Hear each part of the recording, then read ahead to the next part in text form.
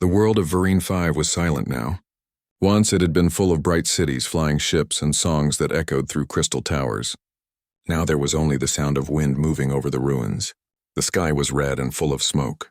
The ground shook from distant explosions, and the air carried the smell of burning metal. The people who had survived hid underground in broken tunnels and cold shelters. They spoke in whispers because they were afraid the swarm might still be listening. Commander Sirital stood inside the main bunker, staring at a small, flickering screen. Her silver skin reflected the light of dying monitors. Around her, engineers and soldiers sat in silence. Their weapons were broken, their food nearly gone. Many had not slept in days. They had sent distress calls for weeks, but no one had answered. The Galactic Council had already declared Vereen 5 unsavable. To the rest of the galaxy, they were already dead. Sirital's eyes moved over the faces of her people. Some were too young to remember peace. Others were too old to fight anymore. Their planet had been attacked by a swarm that came from the dark edge of space. Creatures that burned everything, took everything, and left nothing behind. The Council had sent ships once, but they turned back when the losses became too heavy. That was months ago. Since then, no one had come. A young soldier stepped forward. "Commander," he said quietly, "we should stop sending the signal. The beacon drains power we need for life support." Sirital looked at him, her face tired but firm. "As long as we are breathing," she said softly, "someone might still hear us." The soldier wanted to argue, but he didn't. He simply nodded and walked back to his post. Everyone knew she was right, even if it felt useless. The signal had become a symbol, a small light in the endless dark. It was hope, even if no one believed in hope anymore. Sirital turned to the console. The old transmitter was cracked and covered in dust, but she adjusted the dials and checked the power lines herself. Static filled the room, a soft hissing that reminded everyone how far away they were from the rest of the stars. She pressed the button and spoke again, her voice low but steady. "This is Commander Sirital of Vereen Defense. Our colony is under siege. We request aid from any vessel, any fleet, any world that still listens. Please." The static swallowed her last words. She released the button and stared at the screen. The signal indicator blinked faintly, showing the message had gone out. She waited, knowing nothing would come back. Hours passed. The lights dimmed again to save power. Children cried quietly in the back of the shelter. The ground shook from another explosion far above. Sirital walked through the tunnels, checking on each group of survivors. They smiled weakly when they saw her because she was still standing, still calm. They needed to see strength, even if she felt none left inside her. In the deepest part of the shelter, she found the medic, an old friend named Kalir. He was treating a young girl who had burned her hand on broken machinery. The medic looked up at Sirital with tired eyes. "We have less than 3 days of rations," he said. "Even if the swarm leaves, we can't last much longer." Sirital nodded slowly. "Then we make 3 days count," she replied. "If no one comes by then, we'll face the end together." The medic said nothing. He only reached into his coat and handed her a small silver pendant, the emblem of their colony. "Keep it," he said quietly. "So someone remembers us." Sirital held it tightly in her hand. "Someone will," she whispered. Later that night, she climbed to the surface. The wind hit her face like fire, but she didn't care. The once beautiful city of Marian Port stretched before her. Nothing but dust, twisted metal, and shadows. The towers that once reached the clouds were now bones of steel. The stars above were hidden behind smoke, but she could still imagine them. Somewhere out there were worlds untouched by war, filled with laughter and light. Somewhere someone must have heard. She knelt beside the broken antenna and looked at the sky. "Please," she whispered, "anyone hear us?" The beacon flickered once, then again, sending out its weak pulse into the dark. It crossed the empty space between dying worlds and forgotten sectors, its message barely strong enough to be heard. But it kept traveling, through clouds of dust, through asteroid belts, through cold silence, searching for anyone who would listen. Down below, the survivors slept, dreaming of the past. Sirital remained awake, her eyes fixed on the yawn that cold morning. Lieutenant Mara Chen sat with her coffee half gone, her eyes dull from hours of nothing. The monitors hummed softly, displaying endless lines of data. Space was mostly silent, full of whispers that meant nothing. Then suddenly one line blinked red. A low, broken sound cut through the static. Mara frowned and leaned forward. The message was faint, the words buried under noise, but she caught fragments. "Man under siege. This is Commander Sirital. Marine defense, please help us." She froze. The signal was so weak it could have been hundreds of light years away. She recorded it, cleaned the interference, and played it again. The voice was trembling but strong. Whoever it was, they were desperate. Mara tapped her console. "Captain Holt, you need to hear this," she said through the comm. A few minutes later, Captain Reyes Holt entered the control room. He was tall, broad-shouldered, his uniform plain, but his presence sharp. His hair was graying at the sides, and his expression carried the calm weight of someone who had seen too many battles. "What do you have?" he asked, stepping beside her. Mara replayed the signal. As Sirital's voice echoed through the speakers, Holt's eyes narrowed. He listened without interrupting. When it ended, he folded his arms. "That's no pirate trick," he said quietly. "That's a real distress call. Coordinates?" he asked. Mara hesitated. "That's the strange part. It's from outside Council-protected space. Outer Rim, far beyond safe travel zones, a place called Vereen 5. One of the technicians nearby looked up. "Sir, that's the world the Council abandoned months ago. Total loss. Radiation storms. They said everyone was gone." Holt didn't respond. He stared at the empty black outside the window. Humanity had been called many things. Reckless, dangerous, too bold for their own good. The rest of the galaxy had labeled Earth a death world, a planet where everything tried to kill you. But Holt had learned to see that as pride, not shame. "How many lives are a total loss?" he said at last, his voice low. "If someone's still calling for help, they're not gone." The technician looked nervous. "Sir, even if we wanted to help, the swarm there eats ships for breakfast. The Council lost 3 fleets. They won't risk another." Holt smiled slightly, a tired smile, but one with steel behind it. "Good thing we're not the Council." Within hours, the station came alive. Orders were sent, reports transmitted, and small lights blinked across the map of space. The distress call reached Earth Command, where arguments broke out about protocol and risk. But Holt didn't wait for permission. He gathered his team, soldiers, engineers, medics, and scientists. They were not a grand army, only a response unit trained for disaster zones. But every one of them had volunteered knowing where they came from, a world of storms, predators, and endless challenges. If humans could survive Earth, they could survive anywhere. Before departure, Mara met Holt in the hangar. Rows of gray ships gleamed under white lights, their armor plates etched with the insignia of the Earth Defense Expeditionary Force. "Are you sure about this?" she asked. "We don't even know what's waiting out there." Holt adjusted his gloves and smiled faintly. "That's the thing about Deathworlders, Lieutenant. "We never need to know what's waiting. We just go." As the engines roared to life, the fleet lifted from Titan's shadow and vanished into the cold dark. Days turned into weeks as they crossed silent space. The crew spent their time checking weapons, repairing drones, and staring at old photos of home. Some were nervous, but Holt's calmness anchored them all. One night, as they approached the coordinates, the stars ahead glowed faintly red. The planet Vereen 5 came into view, burned and scarred. Its once blue oceans turned to ash. The scanners detected weak life signs hidden deep underground. "Sir," Mara said quietly, "there are survivors. Less than 1,000. Maybe fewer." Holt stared at the screen. "Then let's make sure they stay alive." When the first transmission from the human fleet reached Vereen 5, Sirital was sitting beside the silent beacon. The device suddenly blinked green. Her heart jumped. For a moment she thought it was an error. Then a voice spoke through the static. "This is Captain Reyes Holt of the Earth Defense Force." It said clearly, "Vereen 5, we received your distress call. Hold tight. We're coming." She couldn't breathe for several seconds. Around her, the refugees stared at her in shock. "Did they say Earth?" Someone whispered. Another voice said in fear, "Deathworlders.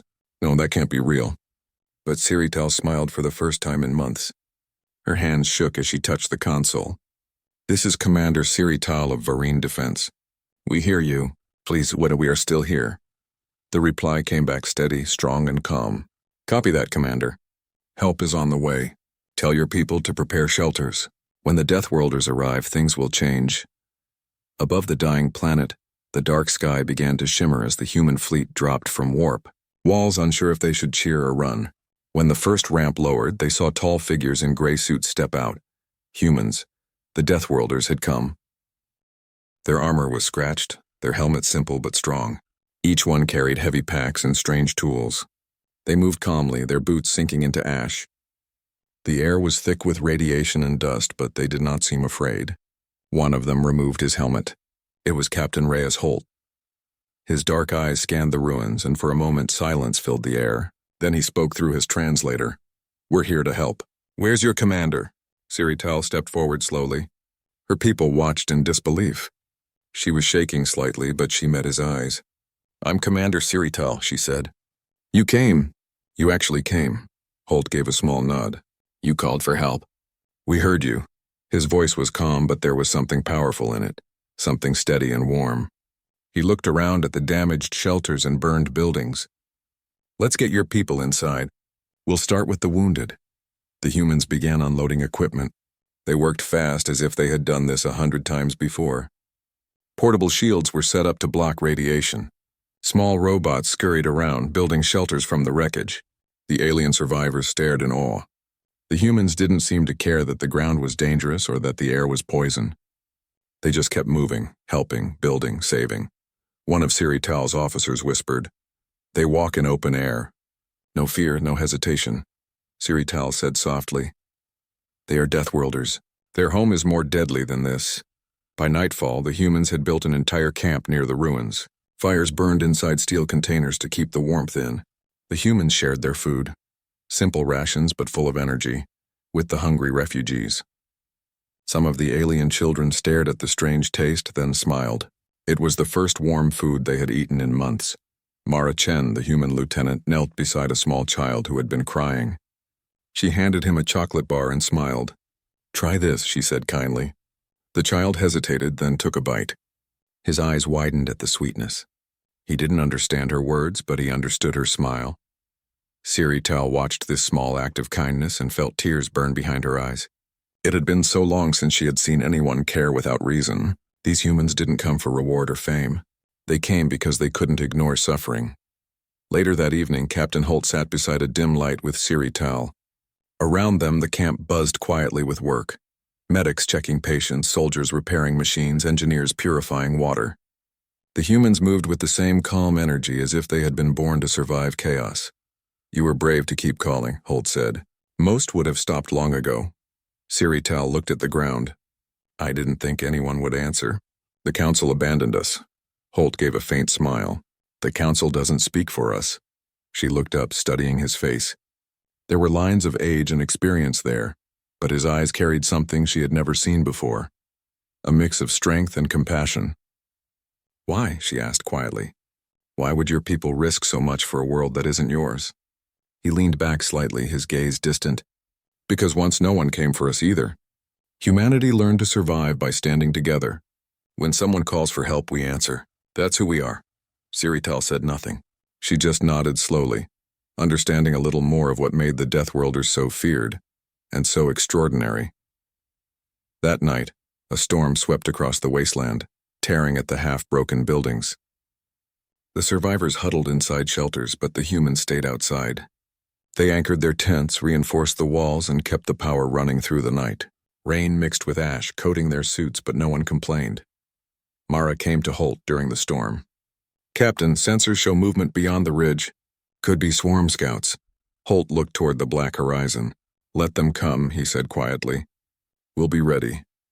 When morning came, the skies cleared slightly. The sun was weak and pale, but it painted the humans in gold light as they stood watch.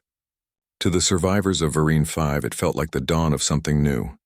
Sirital walked among the humans as they worked, feeling hope stir for the first time in so long. One of the human engineers waved at her and pointed toward a growing structure, a power relay built from the wreckage of a crashed ship. "We'll have lights by tonight," he said proudly. She smiled. "You build fast," he grinned. "That's what we do. Can't let the dark win, right?" She didn't understand every word, but she understood the meaning. As the humans worked, the aliens began to help. Slowly, carefully, they followed orders, learning from their strange visitors. The humans didn't treat them like helpless victims. They treated them like partners, like people who could stand again. And in that moment, Sirital realized something powerful. Hope wasn't something you waited for. It was something you built, piece by piece, beside those who refused to give up. Far above the planet, the stars glimmered faintly through the smoke. The Deathworld commander Sirital rushed toward Captain Holt, who was standing on a small hill beside a field scanner. The wind blew around him, carrying the smell of ozone and metal. "What is it?" she asked, her voice trembling. Holt's expression didn't change. "They're coming," he said calmly. "The swarm." Above them, the clouds began to twist and open. From the sky poured hundreds of black shapes, the same creatures that had burned Varine 5 months ago. Their wings beat like thunder and their screeches echoed through the valleys. The survivors screamed and ran for the shelters, but the humans stood firm. Mara Chen gave the signal and the turrets came alive. Bright blue plasma fire lit up the red sky. Drones launched from hidden pods, flying in tight formation. The air was filled with energy bolts, smoke, and roaring engines. Sirital stood frozen for a moment, unable to believe what she saw. The humans fought like no other species she had ever known. They didn't panic or run. They worked together like parts of a living machine. When one soldier's weapon overheated, another tossed him a new one without missing a beat. When one line was hit, others filled the gap instantly. The ground shook as the swarm creatures landed, clawing through the dirt and tearing at the barriers. The humans met them head-on. Some used heavy exosuits, lifting metal debris and throwing it with terrifying force. Others moved with quick precision, hitting weak points in the monster's armor. Every time one of the creatures struck back, the humans pushed harder. Captain Holt moved from one line to another, shouting orders through his comm. "Hold the left flank. Keep the drones above the civilians. No one breaks formation." A blast of fire hit near him, throwing dust into the air. Sirital's heart stopped, but then she saw him rise again, coughing but unharmed. He pulled another soldier to his feet and pushed him back into cover. "You're not done yet, son. Move." The refugees below watched the impossible scene unfold. The Deathworlders were outnumbered and surrounded, but they didn't seem to care. Their courage spread like fire through the hearts of everyone watching. In the underground shelters, the children huddled beside the monitors. They could see the battle through camera feeds. "The humans are winning," one of them whispered in awe. But it wasn't easy. The sky turned darker as a second wave of swarm creatures descended. Mara's voice crackled over the comm. "Captain, they're flanking from the north. We'll lose the generators." Holt turned to Sirital. "Can your people fight?" Sirital hesitated. "We have no weapons left. Only tools and..." "Then use them," he said firmly. "Defend your home." Her heart pounded. She looked at her soldiers, most of them tired, weak, and scared. But when she saw the humans fighting in the open, bleeding and shouting yet never giving up, something inside her changed. She raised her voice, shouting so everyone could hear. "For Varine! For every life we've lost. Fight with them." The aliens grabbed anything they could, plasma cutters, welding torches, even metal rods, and ran to join the humans. Together they formed a second line. For the first time since the invasion began, Varine and Earth fought side by side. The battle raged for hours. Smoke filled the air and the sky burned with streaks of fire. But little by little the swarm began to fall back. The combined defense pushed them toward the northern ridge. When the last large creature fell, its wings crashing into the ground, the survivors erupted in shouts and cheers. Captain Holt stood among the wreckage, breathing hard. His armor was cracked and covered in ash. He looked at the battlefield, littered with broken machines but also filled with life. The humans had held their ground. The swarm had retreated. Sirital walked toward him, her uniform torn and her face streaked with dirt. You stopped them," she said in disbelief. Holt shook his head. "No, we stopped them." She looked at him with wide eyes. "You lost so many, yet you never ran." He looked toward the horizon where the smoke still rose. "Where I come from, running never helps. You face what's in front of you, or it follows you forever." That night, the camp glowed with new fires, but these were warm and full of light. The survivors shared food and stories. Some of the humans fixed damaged alien machines, turning them into working systems again. Children played with human drones that floated like tiny fireflies. Sirital sat beside Holt near the edge of the camp. "When I first saw you," she said queer, "Tilly, I thought you were like the swarm, unstoppable, dangerous. But now I see. You fight to protect, not destroy." Holt smiled faintly. "Danger is just a matter of what you do with it." The wind carried the sound of laughter and calm voices through the night. The war was not over, but hope had returned. For the first time in months, the survivors of Varine 5 slept under a sky that was quiet. The Deathworlders stood guard through the night, eyes on the stars, weapons ready. And somewhere in the darkness, the swarm waited. But now it knew something new. This world was no longer helpless. It was guarded by the kind of beings who did not fear death, who did not retreat, who came from the most dangerous planet in the galaxy, how to clean wounds and build simple water filters. It amazed her how these humans worked, tireless, focused, and without complaint. They didn't act like heroes or conquerors. They acted like builders. Captain Reyes Holt stood near the edge of the camp, looking over a map made of glowing lines. Mara Chen stood beside him, giving updates from the scanners. No swarm movement in 70 hours, she said. But the radiation levels in the north sector are rising. We'll need more filters if we plan to expand. Holt nodded. We'll make it work. When Sirital approached, Holt looked up and smiled slightly. Morning, Commander. You're awake early. She looked at him with curiosity. Do you ever rest, Captain? He chuckled. Not much. Earth isn't a world that lets you rest for long. You learn to work while tired. Sirital tilted her head. No wonder your people are so strong. Nearby, a group of alien children played near a human supply truck. A young soldier handed them pieces of metal, showing them how to make small spinning toys. The children laughed, their voices echoing through the ruins. Sirital watched quietly. That sound had been gone from her world for so long that it felt like a dream. Later that day, Holt led a team to the ruined Capitol Tower. It had once been the center of the Varine government, now a half-broken shell leaning to one side. Inside, the air smelled of rust and dust. Old banners lay torn on the floor. The humans moved carefully, scanning for useful materials. Found something, one of them said. A working core cell. Enough power to run half the camp for a month. Holt smiled. Good work. Pack it carefully. Sirital followed him inside, her eyes wandering over the broken halls. This used to be our pride, she said softly. Now it's just ghosts. Holt touched the cracked wall. On my world, he said, we built cities on top of ruins. Every time something fell, we used the pieces to build again. Maybe this place can be the same. She looked at him, surprised by the quiet strength in his voice. You make rebuilding sound simple. He met her gaze. It's not simple. It just starts with someone believing it's possible. That evening, a soft rain began to fall. The humans and aliens stood together under the shelters, sharing food. Sirital tasted a strange earth ration, dry but full of flavor. You eat this often? She asked, curious. Holt laughed. More times than I want to remember. Mara joined them with a smile. You should try coffee next. It keeps us running even when we shouldn't be standing. The aliens laughed softly. The mood was light, peaceful. But underneath that peace, everyone knew the war wasn't over. The swarm was still out there, silent but alive. As night fell, Holt walked through the camp alone. The stars above were faint but clear now, and for the first time he could see Varine's twin moons shining. He stopped when he saw Sirital sitting beside a small fire, holding her silver pendant, the emblem of her lost colony. He sat down beside her quietly. Neither spoke for a while. The fire crackled softly. Finally, Sirital broke the silence. Your people. You could have stayed away. No one would have blamed you. So why did you come here, Captain? Why risk your lives for strangers? Holt stared into the fire. His eyes reflected the orange light. Because we know what it's like to be alone.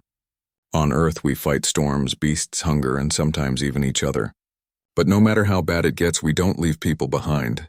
You called for help, and that's all it took. She listened to his words carefully. You say it like it's simple, but no one else in the galaxy thinks that way.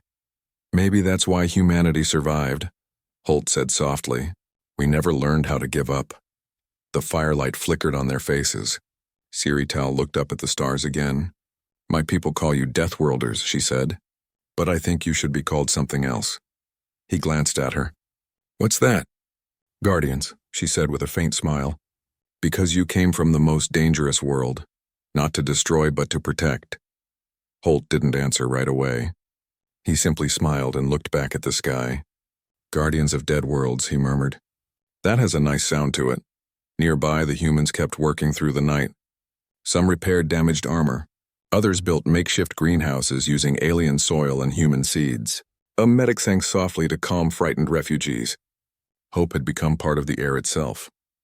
When the sun rose again, light fell on the camp, and for the first time, Vereen 5 looked alive again. New structures stood where ruins once lay. Power lines carried energy. Water flowed through pipes that hadn't worked in months. The survivors gathered outside and cheered as lights flickered across their settlement. Sirital stood beside Holt as the crowd shouted and laughed. "You gave them this," she said. He shook his head. "No, they gave it to themselves. We just reminded them how." For a moment she didn't speak. Then quietly she said, "You brought back something we lost, something we stopped believing in." "What's that?" he asked. "Hope." Holt looked at her and nodded slowly. "That's what we do best." And as the light spread over the camp, the survivors of Vereen 5 realized that their world, once silent and broken, was beginning to live again, not because of weapons or power, but because a handful of humans had refused to let hope die. Weeks passed after the humans arrived, and the surface of Vereen 5 slowly changed. The air was still thin, the ground still scarred, but now there was movement, laughter, and life.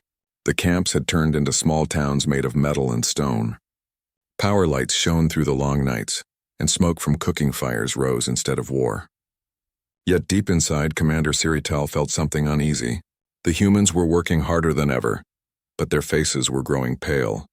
Their eyes carried a tired shadow she could not ignore. One morning, she found Captain Holt alone near the main generator, checking damaged filters. The air was colder than usual, and the sky had a strange red tint. "You should rest," she told him. He smiled faintly without looking up. "Can't. The air units are failing. If we don't fix them, half the camp will lose clean oxygen by nightfall." Sirital watched as he coughed quietly into his hand, trying to hide it. There was a small mark on his skin, faint but dark. She had seen that mark before, radiation burn. Her chest tightened. "Captain," she said softly, "your suit filters are breaking down, aren't they?" He didn't answer right away. Then he sighed and looked at her. "Some of the filters weren't made for this level of radiation. We've been using them too long. Supplies are running low." "You should have told me," she said, her voice sharp with worry. "My people can—" He stopped her with a gentle shake of his head. "No, we came here knowing the risks. Your people have lost enough. We can't take your safety for ours." His calm tone made her heart ache. "But you're dying," she whispered. He smiled sadly. "We're all dying, Commander. Some just take longer than others." She turned away, unable to hide the tears forming in her eyes. Humans were strange, she thought. They were made of soft flesh, weaker than many species. Yet they stood where even machines had failed. They fought death not by avoiding it, but by facing it head-on. Later that day, she gathered the surviving leaders of the colony. "The humans are sick," she said firmly. "They are hiding it, but they are suffering for us. We cannot let them fade away." The room went silent. Some of her officers looked down in shame. They had seen it too. The tired steps, the slow movements, the quiet coughs. One alien elder spoke softly. "What can we do?" "They won't stop working." Sirital clenched her fists. "Then we work for them. We take the burden." From that day, everything changed. The aliens began to take over the hardest tasks: lifting, mining, building. They learned quickly from human engineers. The humans protested, but Sirital stood firm. "You have done enough," she told them. "Let us carry part of this." Captain Holt did not argue much. He simply smiled and nodded, though his body grew weaker with each passing day. That night, a soft wind swept through the camp. Holt sat near the fire, staring at the stars. Sirital joined him, sitting in silence for a long time. "Back on Earth," Holt said quietly. "We used to have places like this. Burned cities, fallen lands. Every time we rebuilt. Maybe it's just in our nature to keep going, even when we shouldn't." Sirital looked at him carefully. "What drives you to do that?" "No reward, no promise, and only pain and loss." He smiled gently. "Because someone has to. When you live on a world that tries to kill you every day, you learn something important.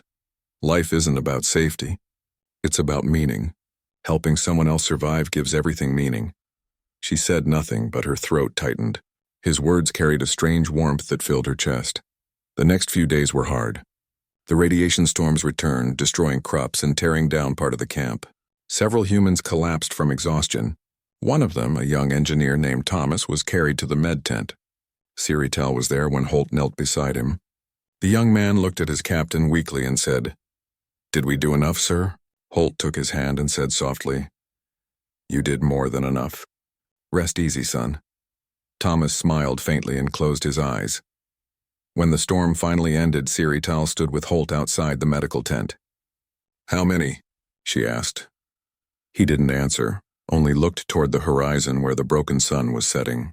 "Enough to remind us what this fight costs."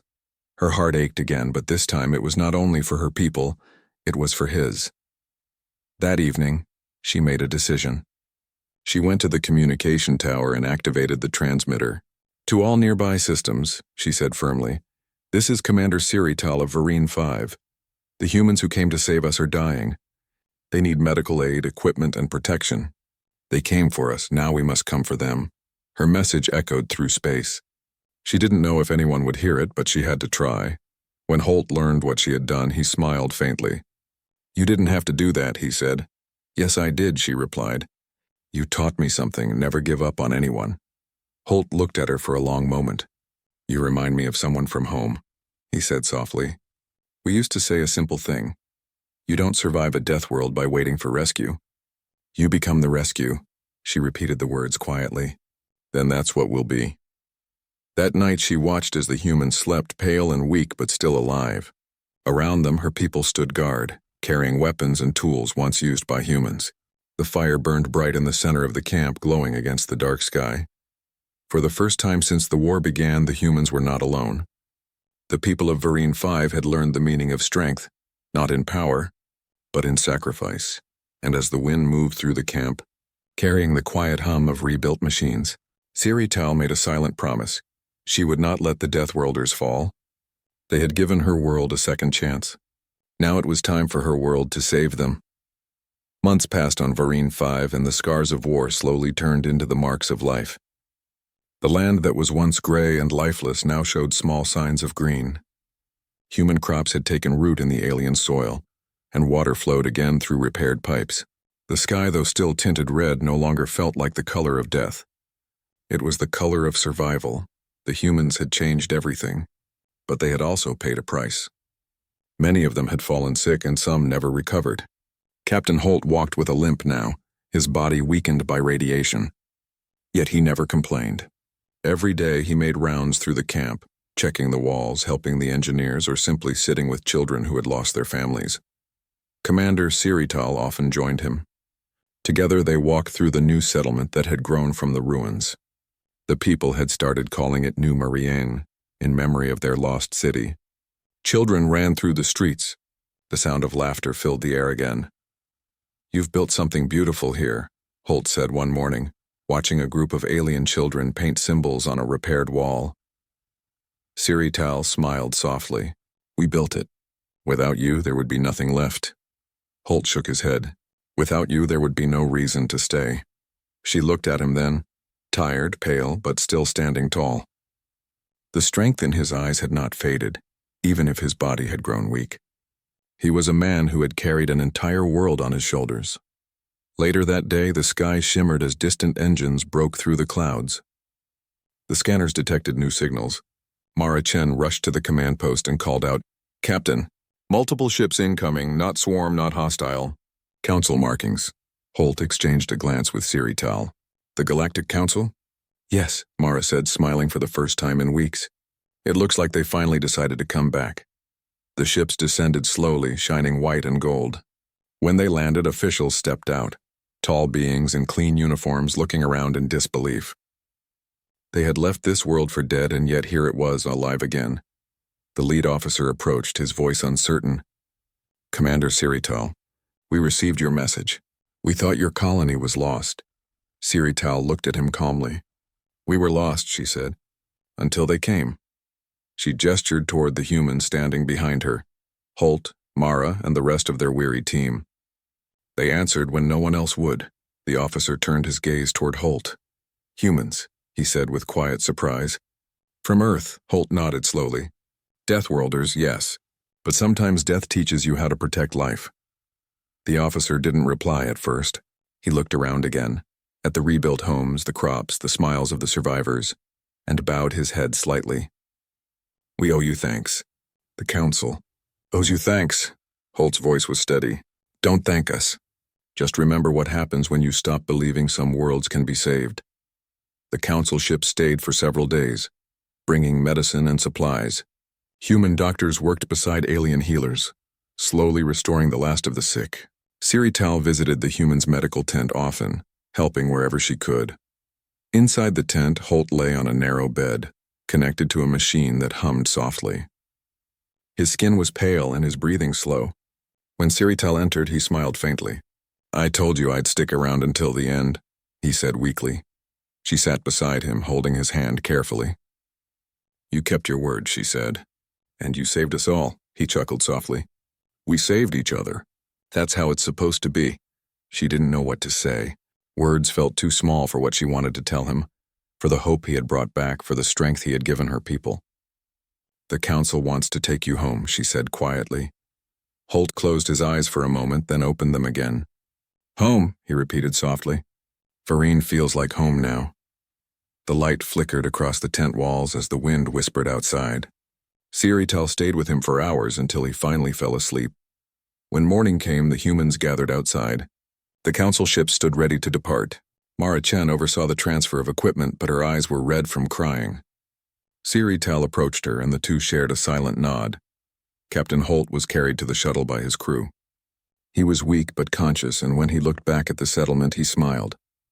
The people of Vereen, the same ones who had once hidden in fear, stood tall and raised their hands in salute. Children waved small flags made of cloth, each one marked with a simple symbol, a planet and a hand reaching from the stars. Sirital stepped forward and placed her hand over her chest. "You came when no one else would," she said. "You will always be remembered here, Captain Holt. The Deathworlders will always have a home on Vereen 5. Holt's voice was quiet, but strong. "Then keep building, Commander. Make this world better than we found it." The engines roared and the ships lifted into the sky. The wind rushed through the streets, carrying the scent of new life and clean air. Sirital watched until the last light vanished beyond the clouds. Months later, statues were built in the center of New Marion, not of warriors, but of builders. One statue showed a human holding out a hand to lift an alien from the ground. At the base were simple words carved in both languages. When all hope was lost, the Deathworlders came. Across the galaxy, the story of Vereen 5 spread. Worlds that had once feared humanity began to call them something new. Not monsters, not Deathworlders, but guardians of the lost. And on quiet nights, when the stars shone over Vereen 5, Sirital would look up and whisper a single promise to the sky. A promise carried on the wind, across the endless dark. "Earth, you are not just a world of danger. You are a world of heart." And somewhere, far away among the stars, a human voice might have answered softly, "We only did what humans do."